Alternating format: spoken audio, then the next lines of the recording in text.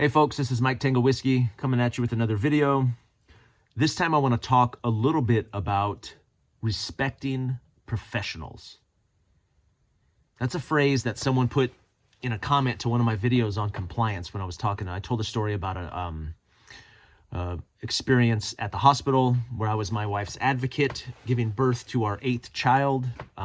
We have 8 kids, all mine, all on purpose, all from the same woman, not Catholic, not Mormon, if you're new to the channel. So I have some experience in the delivery room, and I told this whole story, and this guy's wife is a nurse, and I don't want to steal thunder from my Hurt Feelings report that comes out every Saturday, but I want to do a video on that topic, because he says in there, he goes, for all that is holy, like, respect the professionals who do this professionally. So I want to talk about that. I want to talk about, like, what is the role of non-compliance and respecting professionals, okay? So I want to tell a story about professionals in another system that we have to interact with, and that's the law enforcement system. That story was about the medical system, and I'll expand on that a little bit in the Hurt Feelings report, but I want to tell a story that almost where we were forced to interact and trust professionals, and it almost cost my wife her freedom. So we were stationed at an Air Force base, and it was in the springtime. We were getting ready to PCS, which means permanent change of station. So we're about to leave the base and move to another base. They're moving us. And when you move out of base housing, you move into temporary lodging. So they have houses, like old base houses, where you can move into as a family temporarily until you PCS. You can move out of your base house so they can clean it, give it to someone else, and then it's like a hotel. It's like a suite, a series of suites. So we were in TL, in temporary lodging, and for whatever reason, we had a 3-week-old. We had a 3-week-old baby, I think with number 6, 5, I don't know. One of the kids was 3 weeks old.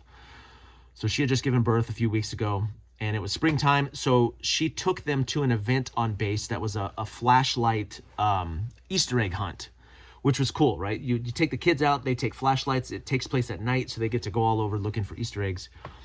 And at the time, we had a Sprinter van. So that was our first Sprinter van. We've had 3 now. That was our very first Sprinter van, this big white old Dodge Sprinter van. And she did the egg thing, and she came back that night. So this is late in the evening. It's probably 9 o'clock, 9:30. And I get a knock at the door, and I open the door, and it is security forces. So security forces are the cops on Air Force bases. That's the law enforcement element on an Air Force base. There were 3 cops there, two cops. And one of them I recognized right away because I was an instructor at the leadership school. And this cop, who was an NCO at this point, an E5, was one of my students as an E4 when he came through my class like the previous year. Now, this guy was a moron. He was an idiot. Like he was such a terrible student, and he was argumentative, and he was ignorant, and he was one of my hardest students to manage the whole class. So I knew this guy intimately. I spent 200 hours with this guy all day, every day, in PT, in eating, in class. Like, I spent a lot of time around this dude, 6 weeks that we had spent together in my class. He had long since graduated, but here he was knocking on my door. So I was like, what's up, man? What are you doing? And he goes, hey, that white van out there was involved in a hit and run, and we're here to, I remember this now. He knew somehow that it was my wife. He goes, your wife was in a hit and run in that van on base. And I go, what are you talking about? And he said, yeah, just a few hours ago, over at the rec center or whatever it was where they did the Easter egg hunt, that your wife was she was backing out, and we got it on video. We have video proof we have a video of your wife hitting a government vehicle, a GOV it's called, the government vehicle that was sitting in the parking lot. She parked next to it, and she was pulling out. She hit it and then left the scene. So I was like, okay. Doesn't sound like my wife. Sounds like me maybe, but not my wife. My wife is a very, very honest person. Like so I'm trying to process this. I was like, there's no way. Then I started to think maybe Okay, well, there's no way she did it on purpose. There's no way she knowingly hit that vehicle and left the scene. So maybe it was an accident. I don't know. But here's the catch, though. So security forces, they're military members. They had no jurisdiction over my wife. They have jurisdiction over me, but not my wife. So he explains to me, well, we called off base law enforcement and they're sending a state trooper to come and talk to your wife. So they had to come inside and wait while the state trooper came, because the state trooper would have jurisdiction over my wife, but they couldn't. But they had to secure the scene or whatever, right? So I'm trying to process this. I was like, there's no way. I'm having a conversation with them, kind of bewildered and baffled. So I go and talk to my wife, and I was like, they're saying you did. She goes, what do you, no, I didn't hit you. I would have felt that. I would have seen it. I would have heard it. And again, there's no way she would have left the scene. So anyway, the state trooper shows up. He comes in, gives me the same story. And they're like, we have to take your wife over to security forces to review the video and interview her. So I'm super stressed out. I got a 3-week-old baby who is breastfed. I have no way of keeping this boy asleep, feeding him, nothing, right? They're about to arrest my wife and take her to the station. So we get in this long discussion with the cops and look, you have to, so they ended up taking the baby, a 3-week-old baby, in the car seat in the back of the cop car with my wife, drive to security forces. And, I would try to explain to the state trooper everything that, and here's the thing, when you're dealing with law enforcement, you're not going to explain your way out of being, or if they think they have enough to cuff you and take you, they're going to do it. There's like this innate sense of, if I just say the right thing, if I tell you the truth, if I give you the right piece of information, then it'll stop. You'll see that this didn't happen, or that and there's a reason that the phrase goes, anything you say can and will be used against you. It's not anything you say might be used to exonerate you or set you free. The justice system is designed in a way that moves in one direction. And the agents of that system, that is the direction that they move things. So here I have this idiot security forces guy who I know is a complete moron. So I'm just like, oh my gosh, this guy can't be in charge of this investigation. State trooper comes. They take my wife and the 3-week-old baby in the back of his cop car over to security forces. By this time, it's like 12 o'clock, right? It took the cop like 2 hours to get there. It's like 11:30 at night. My other kids are asleep. So I'm calling up to security forces every 15 minutes, just calling them, talking to the front desk guy, And what happened was, and this is, in hindsight, we made a lot of mistakes. Don't get me wrong. There's no way we would do any of this now, but my wife she wrote a statement. They go, well, if you just give us a statement, then maybe that'll clear things up. So she wrote a statement. So she wrote a statement. They put her in the car, took her and the baby down there. It was like 2 hours. By this time, it's like 2 o'clock in the morning. I'm calling every 15 minutes. And finally, I get Airman Idiot on the phone. And I say, hey, man, what's going on? And he goes, well, we just finished interviewing her. But the thing is that the video cuts out at the moment of impact. That's what he says to me. He goes, the video cuts out at the moment of impact. I was like, what? She says, so we're checking her statement to do. Well, so what they did, so the video didn't show her hitting the car. It didn't show her hitting the car. In fact, when I talked to my wife, here's the GOV. I said, well, they said there's a scrape here. So when you backed out, you must have hit the van. Oh, here's another part I forgot. So when the 2 cops were there waiting for the state trooper, we walk out and look at the Sprinter, at the bumper.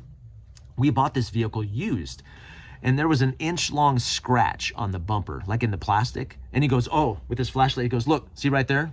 See that? Yep, right there. And I'm looking at it, and I go, what are you talking about? So at the time, I was a body man. I was a body technician. So I know what paint transfer looks like. Like when you hit a vehicle, I know that paint from that vehicle is left on that. So I'm looking at this scratch and I'm like, what are you talking about? That is not what that is. I am a professional, right, with experience. At that point, like 15 years of experience in body work. I knew that what he was saying, I was like, what? But that was his proof. He was like, yep, see right there? Yep, there's the damage. We got, and they took a picture of it and took him. So then they took my wife. He said the video cut out. So they had no video. That was a lie. Okay, because I asked my wife, I said, well, you must have done this, right? You must have done this and accidentally hit it. She goes, I would have heard that. I would have seen it. And then she realized she didn't do this. She did this. And here was the damage. No way. There's no way that I did that. So anyway, he says they have to check the statement. Another hour goes by. Finally, he says, okay, we're going to release her for now. But she, because they went and they read the statement, and my wife did such a good, she shouldn't have given a statement at all. In hindsight, we shouldn't have done that. But she gave such a great statement and made zero confessions. So the state trooper looks at the video and goes, it doesn't show that at all. What are you talking about? You call me all the way out here and the video shows nothing.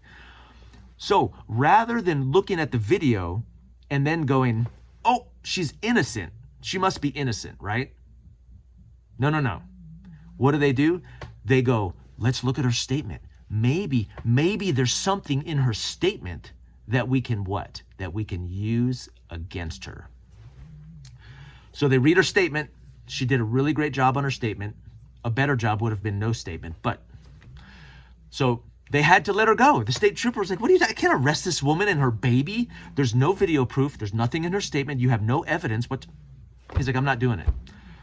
So that's what he tells me. He goes, oh, well, the video cut out. So, but we were PCSing. We were leaving in 3 days. So I was faced with the potential of my wife being in jail in that state, and then me moving with my 3-week-old and my whole family to another state. And then what? And then what the hell was I supposed to do? So anyway, they bring her home. She's finally home. So I don't sleep at all that night. I'm so furious. I'm so pissed. I'm so confused. I'm like, what? Who said? Because somebody called and said that she had hit it. They saw her hit it, and they had video in the parking lot. All of that was a lie. So then I started to think, who started this? Because the cops didn't do. What is going on here? So the next morning, I drive to the rec center, and I find the GOV. And you should have seen the scrape. It's about 1 foot tall, and it's like 2.5 feet long. Like there's zero chance whoever hit this car didn't know that they hit it, right? Huge scrape on the side of this GOV. And do you know what I see parked right next to it? Was a 1994 Jeep Wrangler. And right at the level of the scrape was the Jeep Wrangler bumper. And what do you think was on the bumper? White paint. So I go out there with my camera and my measuring tape, and I measure the height, and I measure the height of the car. I get a picture of the license plate. I get all the photo evidence. Now at this point, the employee who was driving that car obviously saw me out there on their vehicle, and they called the security forces. They called the cops on me. By the time the cops show up, I'm already in my vehicle driving away. So what happened? What happened was that employee, sometime before the Easter egg hunt, had hit that vehicle, parked somewhere else, and waited until they had an event, okay? And whoever parked next to it, that's the guilty party. So this person lied. They tried to frame my wife for a hit and run and almost got her arrested. And at no point did this idiot airman, now at least the state trooper had enough sense to go, there's nothing here. What do you want me to do? There's nothing. But everybody else with that was doing their best to find evidence to use against her.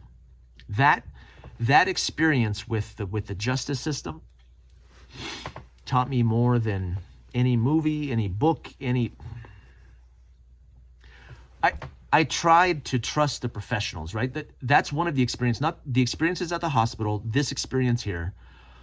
When it comes to trusting professionals or respecting professionals, yeah, when I meet a professional, whether it's a cop, whether it's a nurse, whether it's a mechanic, whether it's a contractor, I start with like this much trust. I wouldn't even call it trust. I'd start with this much hope.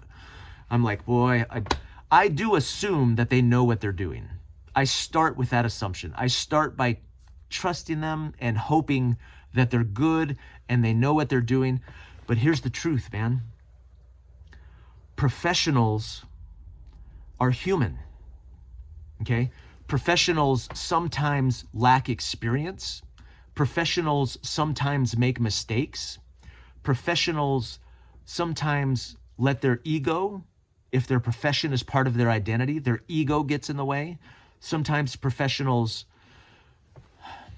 are greedy. Maybe that's... Listen, I respect professionals, but man, they better work to keep that trust. If I start to notice things, like the guy that left that comment, it just... So have you ever hired a contractor? Contractors are, as a group, every contractor I've ever hired has lied and stolen. Every single one. I don't know if it happens at school, and I apologize if there's contractors out there that are honest and full of integrity. I just haven't found any yet. What about mechanics? How hard is it to find a mechanic that's trustworthy? Hell, the dealership that I take one of my vehicles to, I found out mistakenly, one of the guys ended up telling me that the mechanics there get commission on parts. So what do you think the mechanic's going to do? The mechanic is going to give you the list of things that need to be fixed that get him the highest commission on the parts. Trust the science, respect the professionals. I feel like that guy probably hasn't been screwed yet by a professional, but oh man. Yeah, maybe. I want to trust them. I hope that they know what they're doing. But I've been proven wrong so many times. I did have a great experience today. Today, we did a road trip today, and last night I got a huge nail in my tire. Brand new car, huge nail in the tire. So this morning I had to get down there by 7 o'clock. Very professional tire repair service. Like, they opened on time, they were courteous. I said, I need a miracle, man. I need you to fix this tire and have me back on the road in less than 30 minutes. They did it under time and under budget. It was great. They had snacks, they had free coffee for whoever wanted it. Like, it was great. I loved it. They were professional, and I was pleasantly surprised.